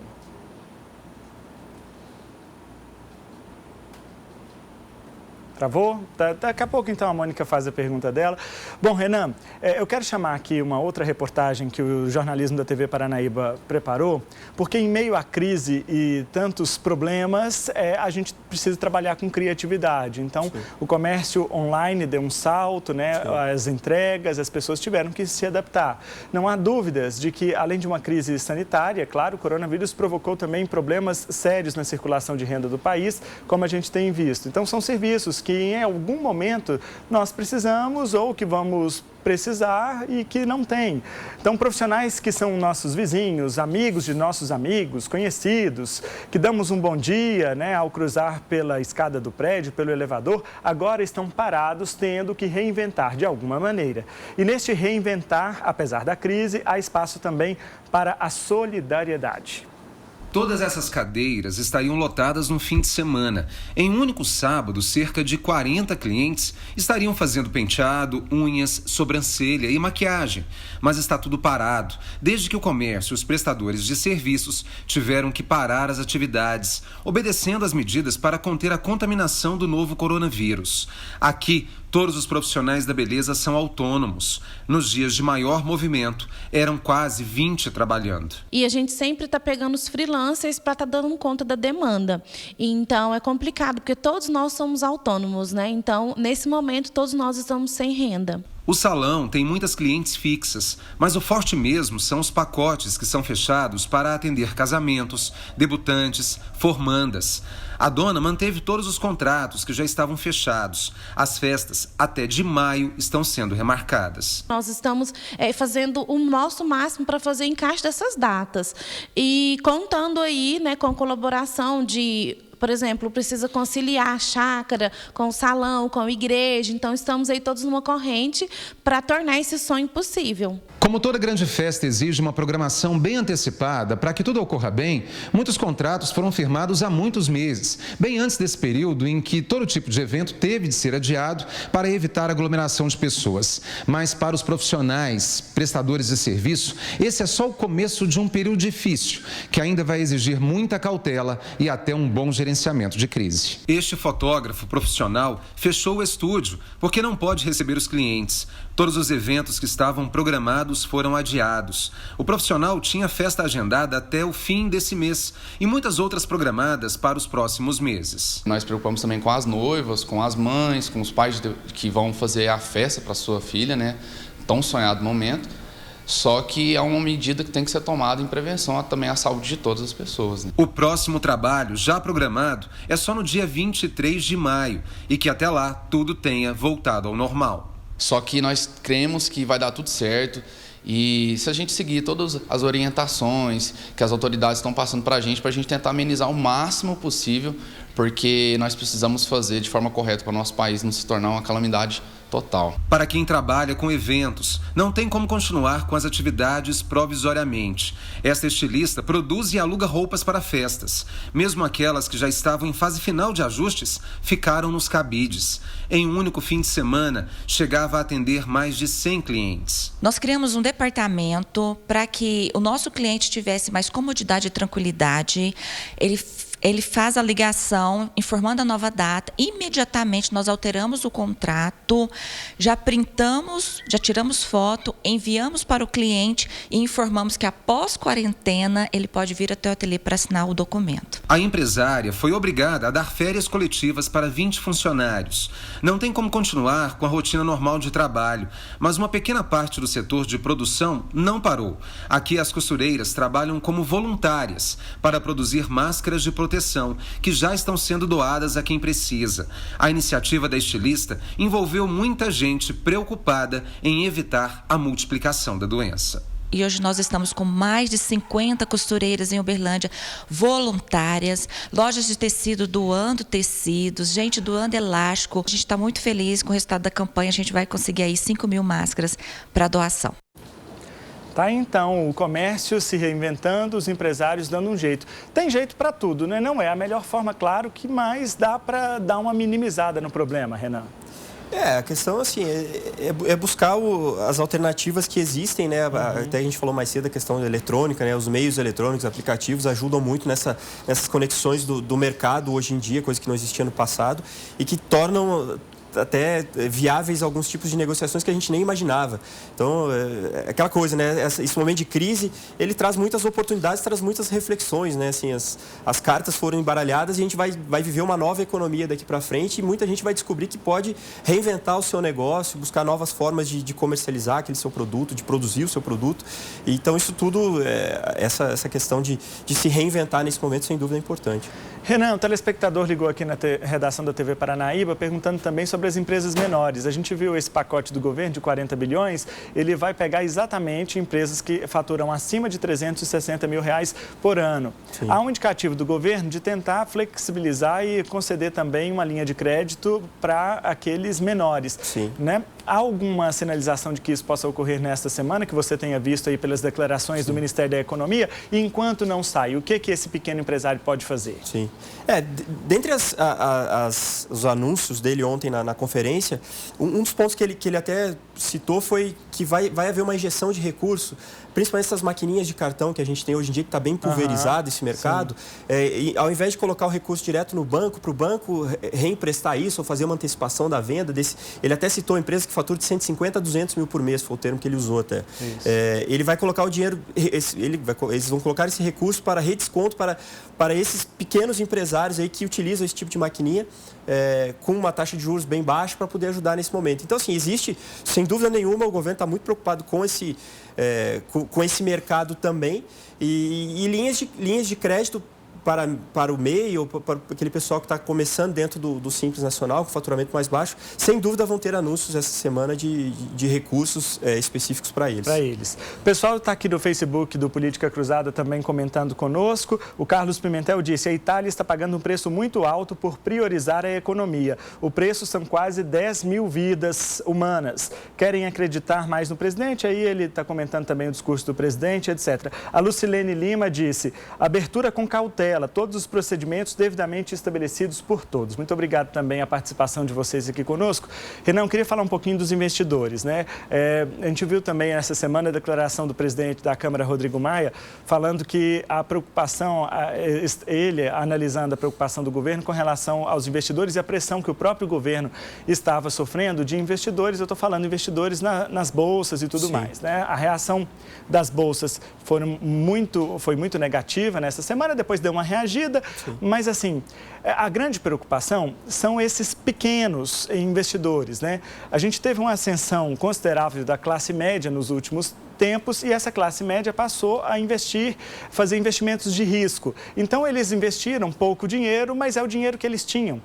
Eu mesmo, lá no começo dessa crise, fui conversar com a minha gerente de banco e enquanto aguardava o atendimento, uma senhora chegou e desesperada, chorando, porque aquele dia que a bolsa tinha caído, foi o primeiro dia que ela caiu 10 pontos, interrompeu 2 vezes.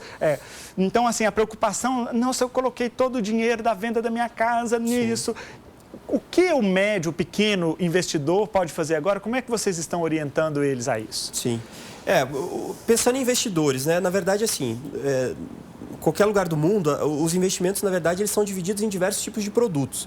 Muita gente pensa, assim, quando a gente fala em investimentos, em bolsa de valores. Bolsa de valores é a renda variável, é um dos pilares. A gente tem renda fixa, tem fundos de investimento, fundos imobiliários. A gente tem diversos produtos que são trabalhados nos investimentos. Mas aí vamos sendo mais focados na parte de bolsa de valores, renda variável, que é onde as pessoas elas acabam se assustando mais, passando uma dificuldade maior, sem ter um entendimento perfeito do que está acontecendo.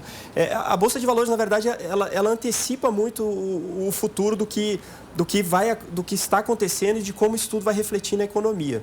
Então, na verdade, nesse momento de crise acentuada, que ninguém sabe o que vai acontecer logo ali na frente, ela antecipou esse movimento futuro de perda esperada de resultados das empresas que estão na Bolsa e os preços acabaram caindo. Mas a orientação é que as pessoas tenham tranquilidade, calma de aguardar. Tem que pensar que investimento em bolsa é de longo prazo e que esses valores eles vão ser recuperados ao longo do tempo passado essa crise. Renan, quero muito agradecer a sua presença aqui no Política Cruzada, você ter vindo aqui no domingo esclarecer ao nosso telespectador. Muito obrigado, viu? Obrigado, eu agradeço. Eu quero também agradecer aos meus colegas, jornalistas, apresentadores da TV Paranaíba, que estiveram aqui comigo nesta manhã, participando dessa conversa. Alexandre Leal, Mônica Cunha, Luciana Leite. Muito obrigado, Mônica, pela sua presença aqui conosco, viu? Obrigada, viu, Danilo? Foi um programa maravilhoso, muita informação. Eu tenho certeza que os nossos amigos aí que acompanharam, tanto pela transmissão no Facebook quanto pela TV Paranaíba, realmente conseguiram sair mais informados diante dessa situação que a gente vive. Um bom domingo para todos. Obrigado, Mônica. Obrigado, Luciana Leite, também pela sua presença aqui conosco.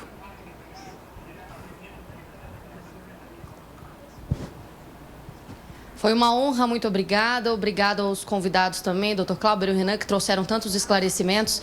E eu reforço o que foi dito por todos. Fiquem em casa e vamos rezar para que tudo isso passe e a gente consiga superar esse momento tão delicado. Obrigado, Lu. Obrigado, Leal, também pela sua presença aqui, viu? Obrigado, Danilo. Foi um prazer. Agradeço a todos pelo convite. Agradeço a produção do programa. Agradeço as pessoas que estão por trás da câmera e que colocam, né, o programa no ar. Agradecer ao cinegrafista Crozara, que está aqui em casa. Também a repórter Marina, que serviu aí de assistente hoje. Obrigado ao telespectador que ficou com a gente esse tempo todo. Muito obrigado. Muito obrigado a vocês e obrigado você de casa também pela companhia aqui neste domingo. É claro que a TV Paranaíba estará sempre aqui atenta a todos os acontecimentos, abrindo mais espaço ao jornalismo, à informação qualificada, aquilo que você merece e precisa saber. A gente se encontra no decorrer da semana na programação da TV Paranaíba e, claro, domingo que vem aqui no Política Cruzada. Uma boa semana para você e até lá.